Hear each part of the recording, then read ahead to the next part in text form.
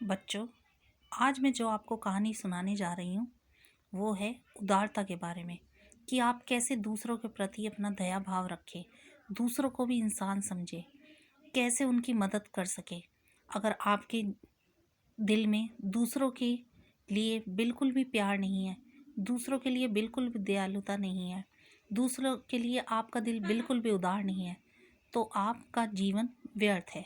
आज जो मैं आपको कहानी सुनाने जा रही हूँ उसका शीर्षक है उदारता।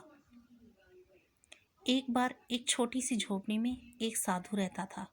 छोटी झोपड़ी इतनी छोटी थी कि केवल उस झोपड़ी में एक व्यक्ति के सोने लायक की जगह थी।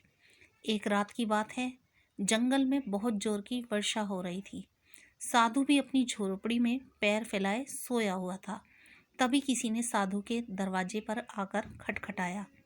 साधु ने बाहर आकर देखा तो एक आदमी पानी में भीगा हुआ उसकी झोपड़ी के बाहर खड़ा था।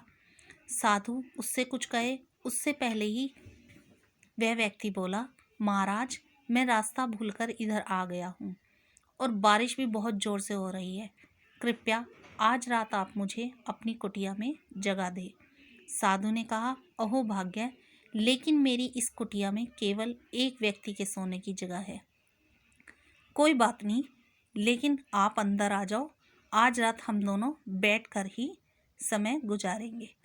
अभी उन्हें झोपड़ी में कुछ समय ही बीता था कि दोबारा किसी ने साधु की कुटिया का दरवाज़ा खटखटाया। साधु ने जब द्वार खोल के देखा तो देखा दो और आदमी बाहर खड़े हुए भीग रहे थे। वे व्यक्ति कुछ बोले इससे पहले ही साधु ने कहा कि मेरी कुटिया में केवल दो ही व्यक्ति के बैठने की जगह है।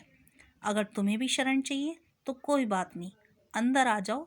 हम चारों आज रात खड़े होकर ही इस कुटिया में अपना समय बिताएंगे। तो देखा बच्चों आपने, साधु का हृदय कितना विशाल था। साधु कितने उदार थे कि उन्होंने एक व्यक्ति के सोने की जगह होने के बावजूद पहले एक व्यक्ति को शरण दी और वो अपनी कुटिया में सोने की वजह बैठ गए। उनके कुटिया में सिर्फ दो लोगों के बैठने की जगह थी, फिर भी उन्होंने दो व्यक्ति को और शरण दी ताकि वो बारिश में ना भीगे, बीमार ना हो। उन्होंने क्या किया, चारों ने पूरी रात खड़े होकर समय बिताया। तो बच्चों, मैं भी आपको यही कहती हूँ कि दूसरों के प्रति दया भाव रखें, दूसरों के प्राणों की भी अपने प्राणों की तरह रक्षा करें, उनका भी जीवन का महत्व समझें। उनके प्रति उदारता सिर्फ इंसानों के प्रति ही नहीं, जानवरों को भी आप नुकसान ना पहुँचाएं। उनमें भी प्राण है, उनमें भी दर्द होता है, उनमें भी जीवन है। तो आप अपना हृदय इस साधु की तरह एकदम दयालु बनाएं। आप भी इस साधु की तरह उदार बनो। आज की कहानी यहीं ख़त्म होती है। मैं आपकी रंजीता मैम नई कहानी लेकर फिर प्रस्तुत होंगी। नमस्कार।